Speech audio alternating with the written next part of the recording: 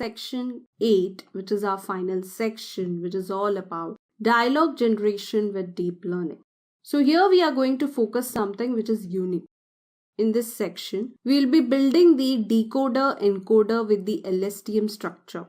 Now, with natural language processing, it's easy to interpret the free text and it makes it analyzable. Imagine that there is a structure where in every patient room, we have a set of unique words, or we can say some unique codes, which is used to identify the status of patient, which is like can be generated.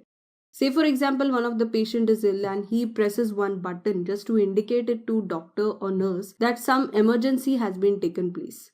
This is actually used to generate alerts, which if any, for the nursing bay, they can easily get the alert and inform the doctor about the critical situation or emergency. So all this requires with the accuracy. This is like certain set of words will be already defined and decoded in that particular room.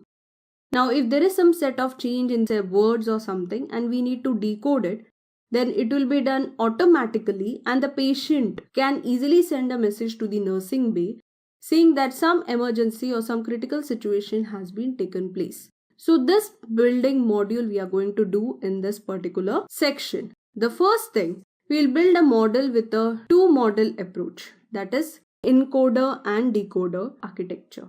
Let's have a look with this diagram. Here you can see there is a encoder and decoder with respect to RNN, that is recurrent neural network.